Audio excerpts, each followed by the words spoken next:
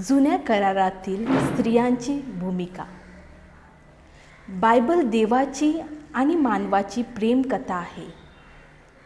बायबलच्या लेखनामागे दैवी प्रेरणा निश्चितच आहे. त्यामुळे बायबलला देवाचा शब्द म्हटले आहे. मात्र तो शब्द लिहिण्याचे काम मानवाने केले आहे. म्हणून मानवी दुर्बलतेच्या काही खुणा, काही न्यूनत्व बायबलमध्येही आढळते. बायबलमधील पुस्तकांचे लिखाण करताना लेखकाच्या व्यक्तिगत सर्जनशीलता, कल्पनाविलास, सामाजिक परंपरा, संस्कृती, भाषा याचे प्रतिबिंब त्यांच्या लेखात पडलेले दिसते. बायबलचा अभ्यास करताना आपण बायबलमधील अनेक व्यक्तीविषयी ऐकले आहे. उदाहरणार्थ, श्रद्धेचा महामेरू अब्राहम, देवाला पाहणारा मोशे व देवाचा लाडका याकूब, न्यायप्रिय संदेष्टा एमोस, आशाप्रेरक यशाया, सार्वभौम्य राजा दावीद इत्यादी. परंतु बायबलमधील स्त्रियांबद्दल खूप कमी माहिती मिळते. लिंडसे हार्डेन फ्रीडमॅन व त्यांचे सहकारी यांच्या 3 वर्षाचा बायबलवर अभ्यास करताना त्या म्हणतात की बायबलमध्ये पुरुषांची व्यक्तिगत नावे 1400 व अधिक आहेत, परंतु फक्त 93 स्त्रियांचा उल्लेख केला आहे आणि त्यापैकी 49 स्त्रियांची व्यक्तिगत नावे आढळतात. स्त्रियांनी बोललेले शब्द हे 1456 आहेत, जे फक्त 1.1% बायबलचे लिखाण होईल. त्या कालचा समाज हा पितृसत्ता म्हणजेच पुरुष प्रधान होता, ज्याला इंग्लिशमध्ये आपण पॅट्रियार्की म्हणतात. पॅट्रियार्की या शब्दाचे मूळ ग्रीक भाषेत आहे. पातेर म्हणजेच पिता, फादर, व आर्की म्हणजे सत्ता, रूल म्हणजेच पित्याची सत्ता, or the rule of the father. बायबलच्या लेखनावर पुरुषप्रधान समाज रचनेचा प्रभाव आहे हे खरे आहे. उदाहरणार्थ, देवाने आज्ञा केली आणि अब्राहम आपला एकुलता एक मुलगा आयझॅक याला बळी म्हणून अर्पण करण्यासाठी मोरिया डोंगरावर घेऊन गेला. अब्राहमाने याबद्दल आपली पत्नी साराईला काहीही सांगितले नाही. तिला पूर्णपणे अंधारात ठेवले गेले. पुरुषप्रधान कुटुंबात स्त्रीला दुय्यम स्थान दिले जात असे त्याचा हा पुरावा आहे. अरण्यात अहरोन व मिरियम हे दोघेही मोशेविरुद्ध कुरकुरतात, परंतु शिक्षा फक्त मिरियमला मिळते. ती कोडाने बर्फासारखी पांढरी होते. देवाला केलेला नवस पूर्ण करण्यासाठी शास्त्र्यांच्या पुस्तकात जेफ्ता आपल्या एकुलत्या एक मुलीची बळी देतो व तीही त्यास मान्यता देते. बळी देण्यासाठी नेलेल्या आयझॅकचे नाव सर्वांना माहिती आहे, परंतु जेफ्ताच्या मुलीची नावनिशाणीही नाही. दाविदाचा पुत्र अनमोन याने आपली सावत्र बहीण तामर हिच्यावर बलात्कार केला आणि तिचे कौमार्य भंग केले. या भयानक कृत्याबद्दल त्याला कुठलेही शासन झाले नाही. राजा दावीदने त्याला साधी समजही दिली नाही. पुरुषी वर्चस्वामुळे ही प्रकरणे दडपली गेली आहेत असा आरोप स्त्रीवादी करतात. बायबलच्या लेखनाला कालाची मर्यादा आहे व पुरुषप्रधान समाज रचनेचा प्रभाव आहे. तरीही बायबलमध्ये स्त्रियांच्या कर्तृत्वाची नोंद घेतली आहे. स्त्रियाच्या तारणाच्या इतिहासात मौलाचे योगदान आहे हे आपल्याला बायबलमधील स्त्रियांच्या कर्तृत्वातून दिसून येते. उदाहरणार्थ, मोशेची बहीण मिरियम हिने आपल्या भावाबरोबर लोकांचे नेतृत्व केले. शास्त्र्यांच्या पुस्तकात सेनापती सिसिरा याची गोष्ट सांगितली आहे. तो 10,000ची फौज घेऊन इस्रायली लोकांवर चालून आला होता. तेव्हा देबोरा या स्त्रीच्या मार्गदर्शनाखाली बाराक या सेनापतीने त्याच्यावर हल्ला केला. सिसिराच्या सैन्याचा धुव्वा उडाला आणि त्याने रणभूमीवरून पलायन केले. जेल ही धैर्यवान स्त्री सिसिराचे वध करते व शत्रूला ठार करते. मलहा व तिच्या 4 बहिणी होत्या. त्या दाखवून देतात की मुलींनाही बापाच्या मालमत्तेत वाटा आहे. त्या आपल्या हक्कासाठी झटतात व शेवटी मोशेकडून वतनाचा हिस्सा मिळवतात. माता मरिया ही जगाचा तारक येशू ख्रिस्त याला जन्म देते व सर्व जगाची आई होते. अशा काही स्त्रियांच्या कर्तृत्वाच्या कथा आपल्याला बायबलमध्ये आढळतात.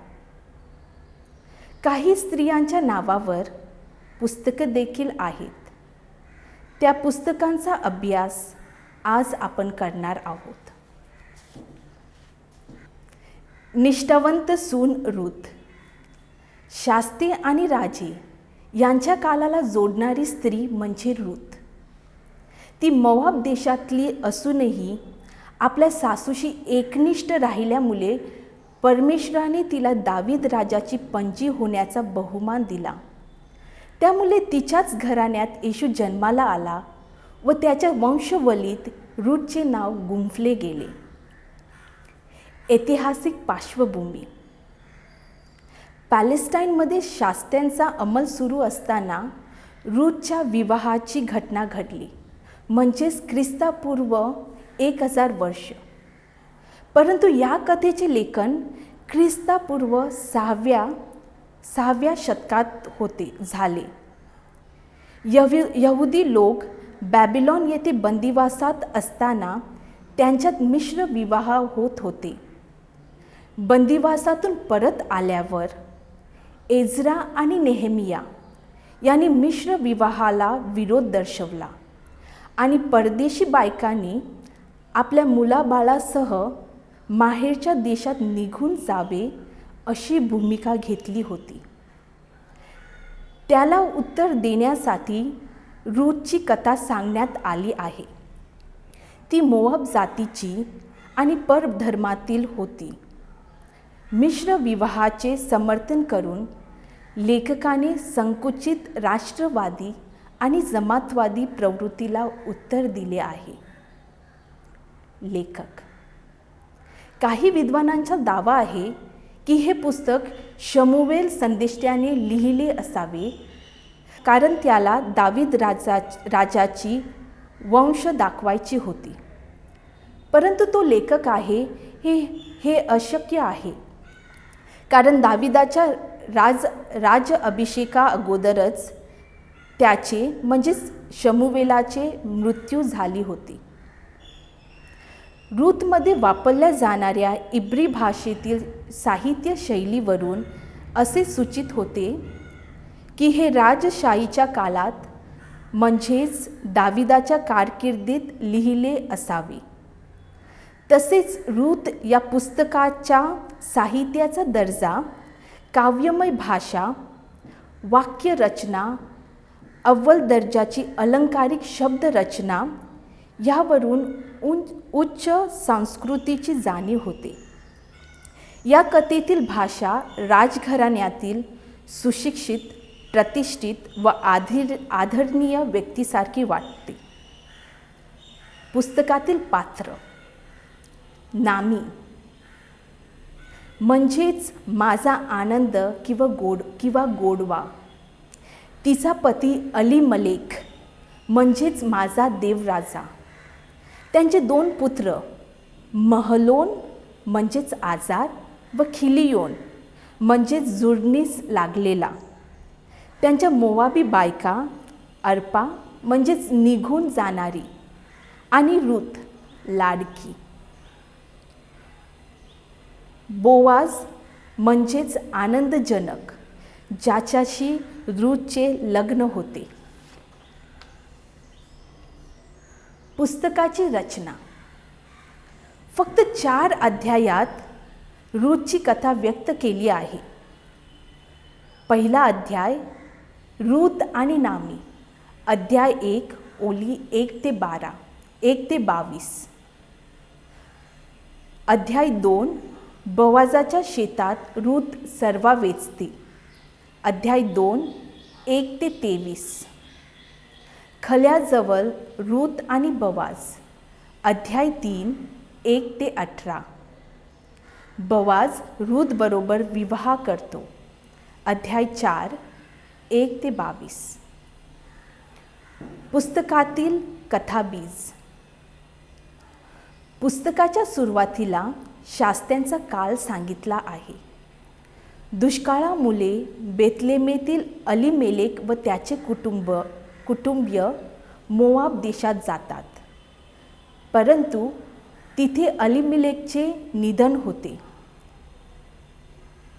त्याची 2 मुले म्हणजे महलोन व खिलियोन मोआबी मुलींशी लग्न करतात व 10 वर्षाच्या संसारानंतर निपुत्रिक मरण पावतात. नामीला पतिवियोग व पुत्रवियोग अशा दुहेरी दुःखाला सामोरे जावे लागले. नामी परत आपल्या मायभूमीकडे म्हणजे बेथलेमेत जाण्याचा निर्णय घेते व आपल्या 2 सुनास अर्पा व रूथ यांना आपल्या आईच्या घरी जाण्यास व नव्याने संसार करण्यास आग्रह करते. अर्पा जड अंतकरणाने आपल्या सासूचे शब्द ऐकते व मायघरी परतते. परंतु रूथची निष्ठा, प्रेम, समरस होण्याचे सामर्थ्य हे काही वेगळेच होते. तिची पतिनिष्ठा आपणास सती जाणाऱ्या भारतीय स्त्रीच्या पतिव्रतेची आठवण करून देते. नामी व रूथ या दोघीही निस्वार्थ प्रेमाच्या संत होत्या. आपल्या सुनांचे हित पाहणारे सासू आणि सासू हीच माझ्या जीवनाचे अंतिम उद्दिष्ट आहे असे म्हणणारी रूथ यांचे नाते या जगातल्या व्यवहारी नात्यापेक्षा वेगळेच आहे. आपल्या समाजात खूप कमी कुटुंबात सासू आणि सून रूथ आणि नामीसारखी पाहायला मिळते. अनेक वेळा सासू आणि सून या एकमेकांच्या वैरी बनतात. रूथ आणि नामी या आपल्या कुटुंबासाठी प्रेरणादायक आहेत. रूथ आपला देश, आपला देव व आपले लोक सोडून नामीबरोबर तिच्या देशात व तिच्या लोकात जाते व यावे या आपल्या नवऱ्याच्या देवावर विश्वास ठेवते.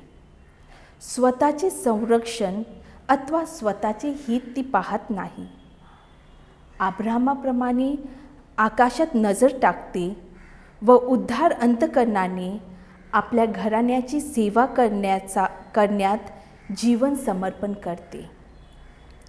तिच्या या निष्ठा आणि उदारतेमुळे देव तिला आशीर्वादित करतो व बोवाज या तिच्या नवऱ्याच्या नातेवाईकाबरोबर तिचा विवाह करून तिचे व नामीचे वतन सोडवितो.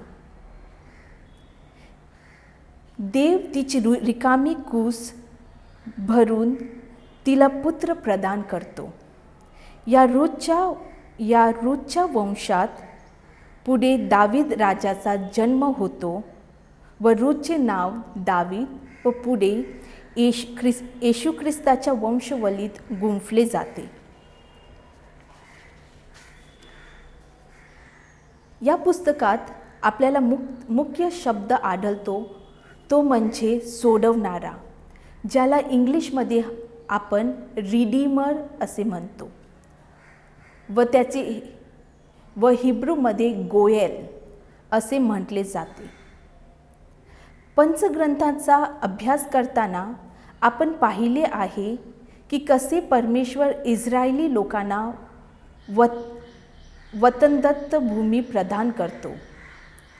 नियमानुसार अडचणीत किंवा गरीब परिस्थितीत किंवा काही कारणास्तव इस्रायली लोक आपली जमीन कोणा परक्याला विकू शकत नाही.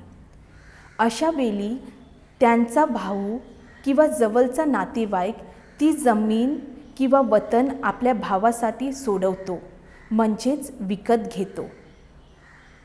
त्या व्यक्तीला हिब्रूमध्ये गोयल असे म्हटले जाते. व नंतर परिस्थितीत सुधारणा झाली की विकलेली जमीन तो इसम परत मिळवू शकतो. मुख्य वचन रूथ अध्याय 1 ओळी 16 ते 17. तुम्ही जिथे जाल तिथे मी येईन, तुम्ही जिथे राहाल तिथे मी राहीन. तुमचे लोक ते माझे लोक, तुमचा देव तो माझा देव. या पुस्तकात महत्त्वाचे मुद्दे: रूथची कथा ऐतिहासिक की ललित याबद्दल विद्वानात चर्चा आहे. नामी आणि मारा हे हिब्रू शब्द गोडवा आणि कडुशार असे त्यांचे अर्थ आहे. मोआब देशातून परत येताना नामी स्वतःला कमनशिबी समजत होती व देवाने तिच्या पदरात दुःखाचे मोठे माप टाकले होते असे तिला वाटत होते. पण पुस्तकाच्या शेवटी तिला तिचा आनंद परत मिळतो व कडुशर नामी पुन्हा गोड बनते. ही सर्व योजना होती देवाची तिच्या ठाई. लेविरेत लग्न. एखाद्या स्त्रीचा पती निपुत्रिक मरण पावला तर त्याच्या भावाने किंवा त्याच्या जवळच्या नातेवाईकाने तिच्याशी विवाह करावा, म्हणजे त्याच्यापासून झालेला पहिला मुलगा त्याच्या भावाचा समजला जाईल व अशा प्रकारे मरण पावलेल्या माणसाची वंश पुढे चालत राहील. असा नियम इस्रायलमध्ये होता. त्याला लेविरेतचा कायदा म्हटले जाते. या पुस्तकात ती परंपरा आपल्याला स्पष्ट दिसून येते. रूथचे पुस्तक कापणीच्या हंगामात म्हणजेच पेंटेकॉस्टच्या सणाच्या दिवसात वाचले जाते. ईश्वरशास्त्रीय भर किंवा विशेष विचार. देव सार्वभौम्य आहे व तो आपल्या लोकांची सांत्वना व सुटका करतो, जसे नामीच्या जीवनात घडले. ती मोआब देशात असतानाही दुसऱ्या देवाकडे गेली नाही. ती यावे आपल्या देवाशी एकनिष्ठ व विश्वासू राहिली. जो कोणी निस्वार्थ मनाने दुसऱ्यांची सेवा करतो व दुसऱ्यांचे हित पाहतो, देव नेहमीच त्यांचे चांगले करतो. देवासाठी लहानातील लहान गोष्ट किंवा प्रसंग किंवा व्यक्ती महत्त्वाचे आहे. बोआजमध्ये आपल्याला ख्रिस्ताचे प्रतिबिंब दिसून येते, कारण ख्रिस्त आपली पापातून मुक्तता करतो व आपले तारण करतो. ख्रिस्त आपला बंधू आहे, त्या अर्थी त्याला आपली सहानुभूती वाटते व आपल्या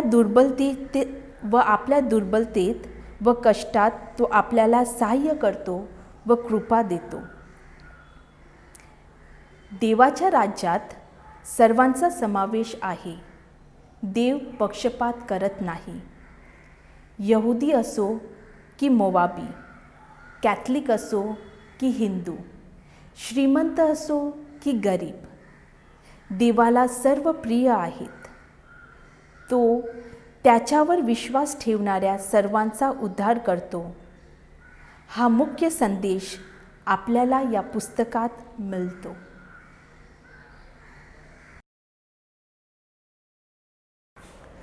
जुन्या करारातील स्त्रियांची भूमिका याच्यात आपण दुसरे पुस्तक घेणार आहोत.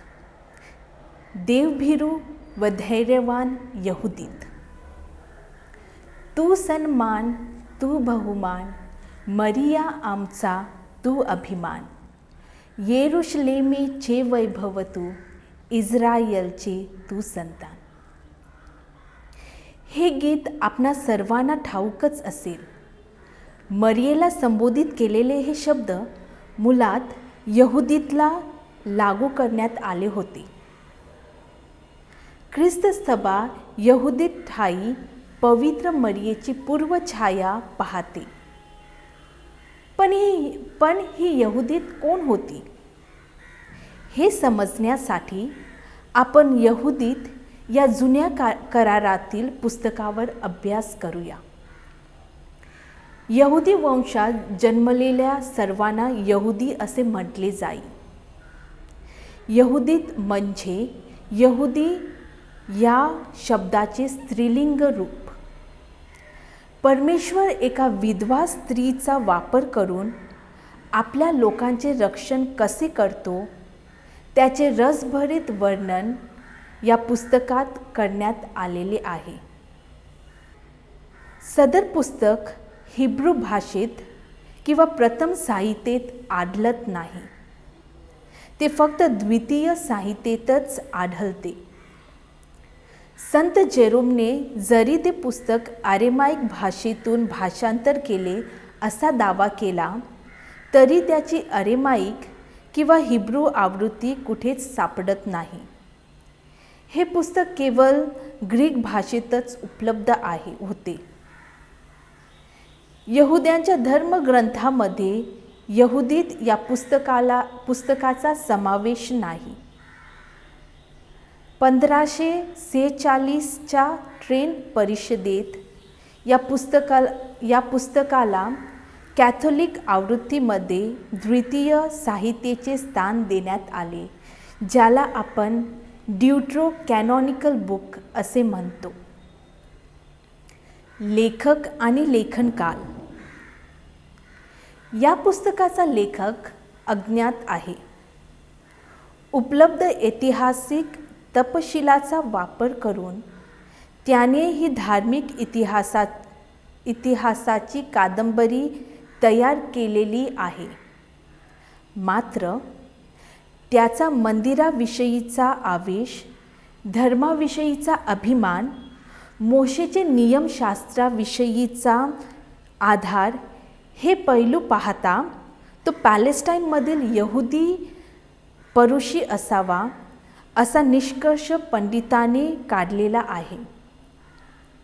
पुस्तकातल्या घटना जरी इसपू 8व्या शतकापासून 5व्या शतकातील भासत असल्या तरी त्यांचे लेखन मात्र इसपू पहिल्या शतकात झाल्याचे मानले जाते. पुस्तकातील पात्र. सदर पुस्तकात बाबेलॉनचा सम्राट नबुकदनेसर, त्याचा सेनापती होलोफर्नेस, अमोनी लोकांचा नेता अखियोर, महायाजक यहोयाकीम, उजिया, विधवा यहुदीत आणि तिची दासी आणि यहुदी लोक अशी विविध पात्रे दिसून येतात. मात्र सर्वात महत्त्वाचे पात्र परमेश्वर आहे.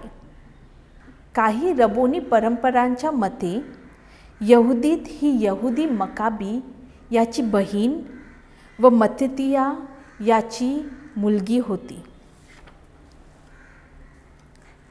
पुस्तकाची रूपरेषा.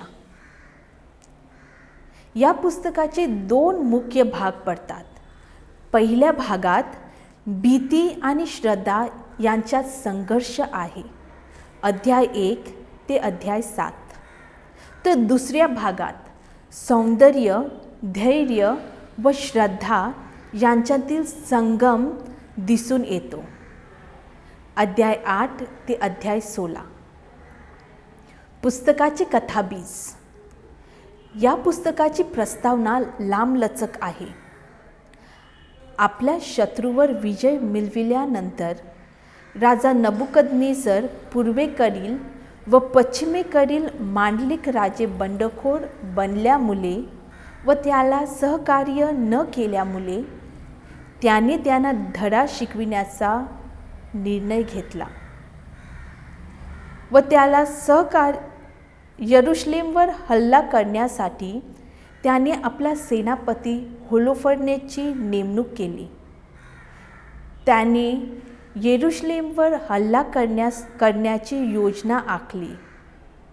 होलोफर्नेस व त्याचे सैन्य यहुदा व बेथुलियापर्यंत पोहोचले असूनही देवप्रजा घाबरली नव्हती. त्यांनी मंदिराचे पुनर्समर्पण केले व परमेश्वराकडे प्रार्थना करून उपवास केला. अखियोर या अमोनी लोकांच्या नेत्याने होलोफर्नेस व त्याच्या सैन्यास इस्रायली इतिहास व यावे देवाचे सामर्थ्य कथन केले की कसे परमेश्वराने त्यांना स्वतंत्र देश मिळवून दिला. हे ऐकून होलोफर्नेसचा पारा तर आणखी चढला व त्याने अखियोरला बेथुलिया येथे नेण्याची शिक्षा दिली आणि येरुशलेम नष्ट करण्याचा ठाम निश्चय केला. काही विद्वानांच्या मते बेथुलिया येरुशलेम जवळच असावे. त्याने बेथुलियाला वेढा घातला व बेथुलिया शहराचा पाणी पुरवठा बंद केला. पाण्याविना मरणापेक्षा शत्रूच्या गुलामगिरीत राहणे लोकांनी पत्करले. बेथुलियाच्या वडीलजनांपैकी उजिया म्हणाला, आणखी 5 दिवस थांबू. परमेश्वराने संरक्षण केले नाही तर शत्रूच्या शरण जाऊ. परमेश्वराला जणू काही त्याने पर्याय दिला होता. जेव्हा लोकांचा धीर संपूर्ण खचला व मनोधैर्य पूर्णतः गळले होते, अशा प्रसंगी यहुदीत पुढे येते, आपल्या लोकांची जबाबदारी स्वीकारते. या पुस्तकातील केंद्रभूत व्यक्तिमत्व यहुदीत, हिची ओळख फक्त 8व्या अध्यायात म्हणजेच पुस्तकाच्या मध्यभागी होते. ही एक विधवा स्त्री असून देवभीरू व पारभीरू होती. तिचा नवरा मनसे मरण पावल्यानंतरही ती आपल्या परमेश्वराशी एकनिष्ठ होती. 40 महिन्याची ही विधवा तरुण, रसरशीत व चैतन्याने भरलेली धार्मिक वृत्तीची होती. तत्कालीन बालविवाह लक्षात घेता आणि यहुदीतला मुलेही नव्हती हे पाहता ती सुमारे 20 वर्षाची असावी असे सांगितले जाते. लोकांच्या तक्रारी आणि वडीलजन यांनी घेतलेली निर्णयही तिला ठाऊक होते. म्हणून ती पुढाकार घेते व वडीलजन यांना बोलावून आपली योजना त्यांना सांगते. ती प्रार्थना करून वडीलजनांचा आशीर्वाद घेऊन आपल्या योजनेवर अंमल करण्यास निघते. ही धैर्यवान स्त्री आपली विवेक बुद्धी वापरून होलोफर्नेसच्या डेऱ्यात जाते. त्याचा विश्वास जिंकते व संधी मिळताच ती जगावर विजय प्राप्त करणाऱ्या आपला शत्रू होलोफर्नेसचे शिर धडा वेगळे करते. बेथुलियात मग ती परतून शत्रूचे शिर सर्वांना दाखवते. तिचे धाडस व यश पाहून सर्व लोक थक्क होतात. महायाजक यहोयाकीम तिला आशीर्वाद देतो. ती येरुशलेमेचे वैभव, राष्ट्राचा आनंद, इस्रायलचे भूषण आहे या शब्दात तिचे कौतुक करतात. तीही परमेश्वराचे स्तुतिगान गाते आणि 105 वर्ष जगते. ती पुन्हा विवाह करत नाही व एक देशभक्त म्हणून ती मरण पावते. विशेष विचार. या पुस्तकात नबुकदनेझर हा असिरियाचा राजा आहे असे सांगितले आहे. परंतु नबुकदनेझर हा असिरियाचा नव्हे तर बॅबिलॉनचा राजा होता. तो अतिशय प्रसिद्ध असा राजा होता. म्हणून लेखकाने त्याच्या नावाचा संदर्भ दिला असावा. ही एक ऐतिहासिक चूक या पुस्तकात आढळते. यहुदीत ही एक सामान्य स्त्री होती व अखियोर अमोनी लोकांचा नेता होता. तो घाबरला होता. पण यहुदीत ही वीराणी झाली होती. त्यांच्या भूमिका जणू काही बदलल्या गेल्या होत्या. अखियोर यहुदीच्या पाया पडते व तिच्या शौर्यामुळे तो प्रभावी होऊन त्याचे धर्मांतर होते व तो यहुदी बनतो. संपूर्ण पुस्तकात लेखकाने दुहेरी अर्थाचे शब्द किंवा संकल्पना वापरल्या आहेत. यहुदीत याचे उदाहरणार्थ म्हणजे यहुदीत ही विधवा होती, तरीही तिच्या चेहऱ्यावर चैतन्य होते. ती श्रीमंत होती पण साध्वीसारखी जीवन जगायची. महायाजक यहोयाकीम व वडीलजन एका साधारण स्त्रीचे ऐकतात. होलोफर्नस बरोबर तिचा संवाद दुहेरी अर्थाने भरलेला होता. होलोफर्नस सर्व जग जिंकते, परंतु बेथुलियासारख्या सामान्य गावाबरोबर हारतो व कमकुवत समजल्या जाणाऱ्या स्त्रीच्या हातून मरण पावतो. ईश्वर वैज्ञानिक महत्त्व. कोणताही विजय मानवी शक्तीवर अवलंबून नसतो, तर गरिबांचा परमेश्वर यावर विश्वास ठेवणारा विजयी होतो. कारण परमेश्वर हा पीडितांचा सहाय्यकर्ता, दुर्बलांचा पाठीराखा, अनाथांचा नाथ आणि निराशग्रस्तांचा तारणारा आहे. या पुस्तकात यरुशलेमचे मंदिर आणि इस्रायलचा करार यास फार महत्त्व देण्यात आले आहे.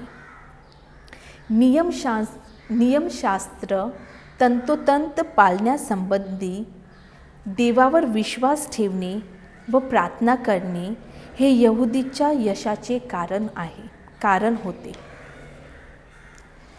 यहुदीचे धैर्य, बल, धार्मिकता, योजना, देशभक्ती बघून ती सर्व स्त्री पुरुषांना प्रेरणा देते. जे नीतिमानासाठी भुकेले व ताणलेले आहेत त्यांचा ती आदर्श आहे. देव हा मानवी इतिहासामध्ये कार्यशील आहे. हा प्रमाण अनुभव लेखक यहुदीच्या घटनेमध्ये स्पष्ट करतो.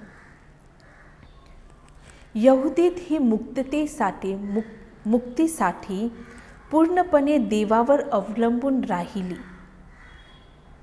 पवित्र मरियेने पापाला आपल्या जीवनामध्ये जागा दिली नाही, कारण तिने देवाला प्रिय असे जीवन जगण्याचा प्रयत्न केला. ती म्हणाली, मी प्रभूची दासी आहे. ती देवावर संपूर्णपणे अवलंबून राहिली. जसा लहान मूल संपूर्णपणे आपल्या आईवडिलावर अवलंबून असते, तसेच आपणही देवावर पूर्णपणे विश्वास ठेवला पाहिजे.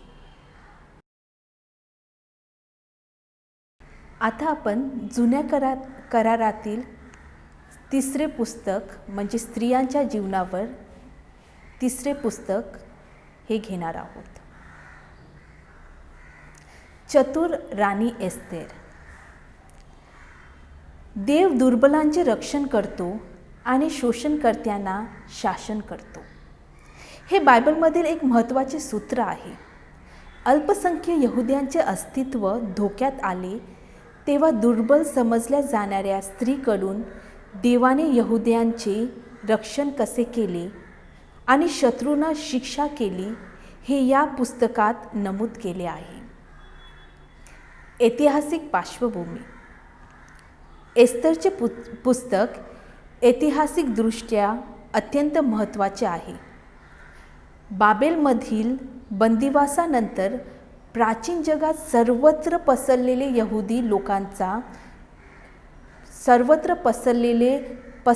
यहुदी लोकांचा दृष्टिकोन यामुळे आपल्याला समजतो. पर्शियाचा बाबिलोनवर विजयीनंतर सायरस राजाने बंदिवान यहुद्यांना त्यांच्या मूलस्थानी परत जाण्याची परवानगी दिली. काही यहुदी आपल्या देशात म्हणजे इस्रायलात परतले, उदाहरणार्थ एज्रा व नेहेमिया. परंतु काहीने पर्शियातच राहणे पसंत केले. हे पुस्तक पर्शियामध्ये सुजा शहरात राहणाऱ्या यहुद्यांचे वर्णन करते. सुजा हे पर्शियन राज्याची राजधानी होती. पुस्तकाचे वैशिष्ट्य. एस्तर हे पुस्तक 2 भाषांमध्ये उपलब्ध आहे. मूळ हिब्रू प्रत ही आकाराने लहान आहे, तर ग्रीक ही थोडीशी विस्तृत आहे. दोघांमधील कथानकातील काही घटना याबाबत थोडासा फरक आहे. ग्रीक प्रतीमध्ये धार्मिक भावना अधिक आहेत. ग्रीक भाषेतील साहित्य ही मूळ हिब्रू भाषेतील साहित्याचे वाढीव आणि काहीसे बदललेले स्वरूप आहे. यामध्ये साधारण 7 अध्याय अधिक आहेत. संत जेरोमने ग्रीक प्रतीमधील वाढीव भाग आपल्या लॅटिन भाषांतरात तो कथानकाच्या शेवटी एकत्र करून जोडला. जोडलेल्या भागाला भाषांतर करताना वेगळी मूलाक्षरे देण्यात आली. इंग्रजी बायबलमध्ये एस्तर या पुस्तकाची सुरुवात 11व्या अध्यायापासून होते. त्याचे कारण हेच आहे. मूळ हिब्रू 10 अध्याय मराठी बायबलमध्ये नेहमियाच्या पुस्तकानंतर म्हणजेच पान क्रमांक 600 मध्ये देण्यात आलेला आहे. तर हिब्रू ग्रीक असे संपूर्ण पुस्तक द्वितीय साहित्यामध्ये यहुदीच्या पुस्तकानंतर म्हणजे पान क्रमांक 36 मध्ये देण्यात आलेला आहे. वाढीव तपशिलाचा ग्रीक भाषेत लिहिलेला होता. वाढीव तपशिला ग्रीक भाषेत लिहिलेली होती, म्हणून यहुदी धर्मग्रंथात त्याचा समावेश करण्यात आलेला नाही. लेखक व लेखनकाल. एस्तरची हिब्रू आवृत्ती 5व्या शतकातील आहे आणि ग्रीक आवृत्ती 2ऱ्या शतकातील आहे. त्यामुळे सदर पुस्तक मुळात पॅलेस्टाईनमध्ये लिहिले गेले व पुढे इजिप्तमध्ये अलेक्झांड्रियात राहणाऱ्या ग्रीक भाषिक यहुदी व्यक्तीने ते ग्रीकमध्ये भाषांतरित करताना वाढीव त्यात जोडला. पुस्तकातील पात्र. पर्शियन राजा अहशेवरोश. शर्षेश हे अहशेवरोश या हिब्रू नावाचे ग्रीक रूपांतर आहे. तो इसपू 485 ते 465 कालाच्या दरम्यान पर्शियाचा सम्राट होता. राणी वशती. राजा अहशेरोसची अतिशय सुंदर राणी, जिला राणी पदातून काढण्यात आले कारण तिने राजाचे आमंत्रण मेजवानीस आलेल्या पाहुण्यासमोर आपले सौंदर्य प्रदर्शन करण्यास नकार दिला. हामान राजदरबारात सर्वोच्च पदावर होता. तो अमालेकी वंशातील आगागच्या घराण्यातला होता. तो या कथेतील खलनायक होता. मर्दकाय हे नाव आखाडियन देवता मार्दुक याच्या नावावरून आले असावे. मर्दकाय जातिवंत यहुदी होता. तो भक्तिपरायण, चतुर आणि मुत्सद्दी यहुद्यांचा प्रतिनिधी होता. तो बेंजामिन घराण्यातील होता व पर्शियाच्या राजवटीत बॅबिलॉनमध्ये हद्दपार अवस्थेत जीवन जगणाऱ्या यहुदी लोकांपैकी एक होता. शेवटचे पात्र म्हणजे एस्तेर. एस्तेर ही यहुदी होती व ती मर्दकाईची पुतणी होती. एस्तर म्हणजे तारका, स्टार, ज्याचे मूळ अखाडियन भाषेत इश्तार या शब्दात आहे. एस्तरचे हिब्रू नाव हदासा म्हणजे शुभ्र फुलांचे झुडूप आहे. ती सौंदर्य स्पर्धा जिंकते व वस्तीच्या जागी राणी बनते व आपल्या पदाचा वापर करून आपल्या लोकांना वाचविते. पुस्तकाची रचना. संपूर्ण पुस्तक हे एकूण 8 भागामध्ये विभागण्यात येते. पहिला, मर्दकाईचे स्वप्न. दुसरा, एस्तर राणी बनते. तिसरा, हमाम यहुद्याविरुद्ध कट रचतो. चौथा, एस्तर व मर्दकाय यांची मध्यस्थी. पाचवा, मुक्ततेची तयारी. सहावा, भाग्य दुर्भाग्याची उलटापालट. सातवा, पुरीमचा सोहळा. आठवा, मर्दकायच्या स्वप्नाचा अर्थ.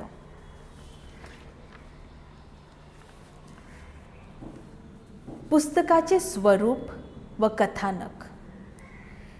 एस्तरच्या पुस्तकाचे स्वरूप ऐतिहासिक कादंबरी समान आहे. पर्शियाच्या राज्यात म्हणजे सुजा इथे राहणाऱ्या यहुदी लोकांवर गुदरलेल्या जीवनमरणाचा प्रसंग व त्यात एस्तर व मर्दकाय यांनी बजावलेली भूमिका, त्यामुळे झालेला यहुदी वंशाचे संरक्षण, त्यातून उदयास आलेला पुरीमचा सोहळा, या ऐतिहासिक घटनाभोवती ही धार्मिक कादंबरी रचण्यात आलेली आहे. परप्रांतात असताना योसेफ जसा फारो राजाचा मनाचा कारभारी बनला, त्याप्रमाणे एस्तर व मर्दकाय पर्शियात असताना नीतिमान जीवन जगून सुज्ञतेने कसे वागले आणि त्यामुळे परमेश्वराने आपल्या प्रजेचे कसे रक्षण केले, ते आपल्याला या पुस्तकात वाचायला मिळते. मुख्य वचन एस्तर अध्याय 4 ओली 14.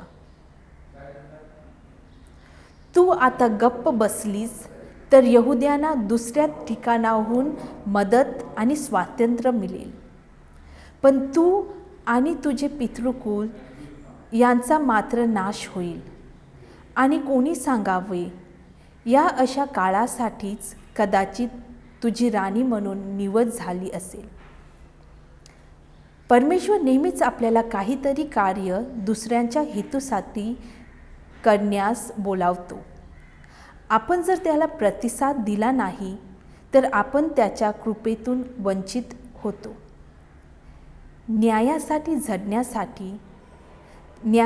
झडण्यास आपण जर गप्प राहिलो तर देवाने दिलेल्या दानांचा आपण उपयोग करत नाही, म्हणून आपल्याला त्याचा आशीर्वाद मिळणार नाही. ईश्वर वैज्ञानिक महत्त्व. देव त्याच्या कराराच्या लोकांना आशीर्वाद देणार आणि त्यांचे अनिष्ट करणाऱ्यांचे अनिष्ट करणार, हे त्याने उत्पत्तीच्या पुस्तकात अगदी आरंभीच स्पष्ट केले आहे. आमची पापापासून सुटका करून तारण करणे हा देवाचा अंतिम हेतू पूर्ण करण्यासाठी आम्ही त्याच्यावर भरोसा किंवा विश्वास ठेवावा, हेच एस्तरचे पुस्तक आम्हाला पुन्हा एक वार दाखवून देते. विशेष विचार. दिलेल्या पदाचा उपयोग दुसऱ्यांच्या चांगल्यासाठी करावा व स्वतःचा गौरव न करता दुसऱ्यांची सेवा करावी, हे आपल्याला या पुस्तकातून शिकायला मिळते. हमानने आपल्या पदाचा दुरुपयोग केला व स्वतःला श्रेष्ठ मानू लागला, म्हणून त्याचा नाश झाला.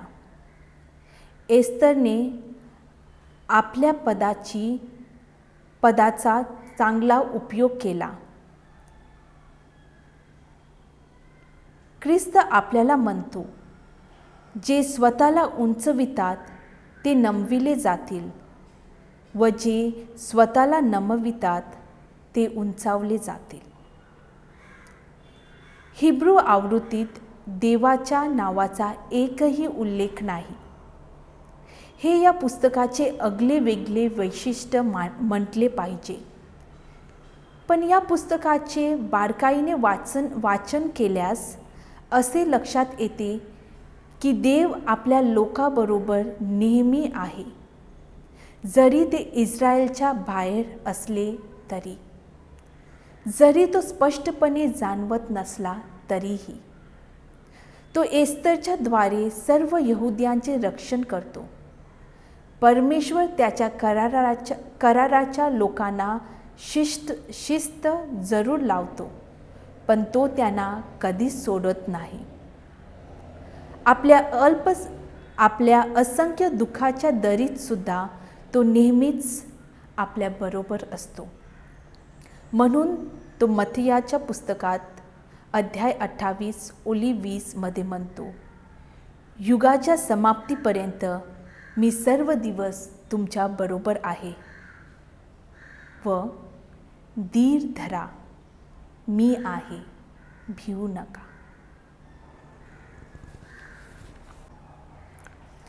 रूथचे पुस्तक वाचताना त्याच्यात किती वेळा सोडवणारा या शब्दाचा उपयोग केला आहे ते तुम्ही शोधून काढा.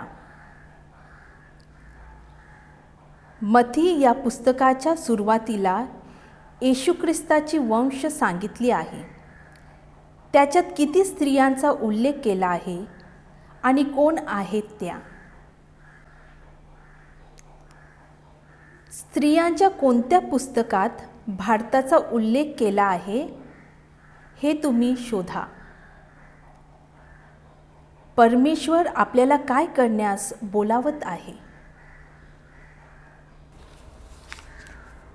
आज आपण जुन्या करारातील स्त्रियांच्या पुस्तकांची थोडीफार माहिती घेतली आहे.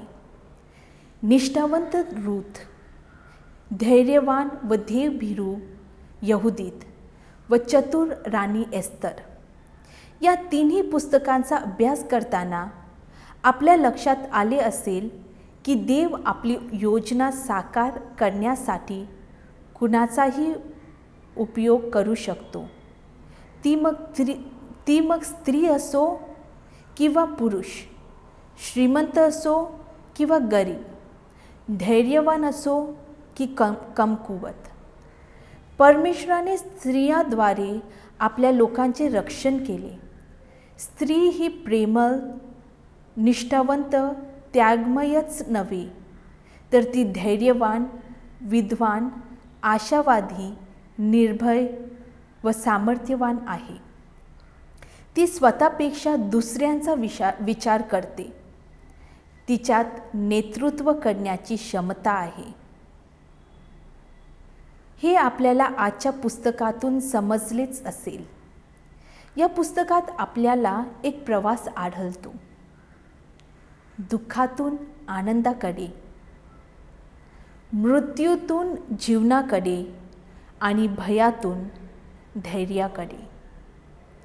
परमेश्वराने जसे या स्त्रियांना काही विशेष कार्य करण्यास बोलावले व प्रोत्साहन दिले होते, तसेच तो आपल्यालाही काही कार्य करण्यास आमंत्रित करत आहे. आपल्याला मरियेसारखे सकारात्मक उत्तर देण्यासाठी प्रभूची विशेष कृपा मागूया आणि स्त्रियांच्या तारणाच्या इतिहासात असलेल्या योगदानाबद्दल धन्यवाद देऊया.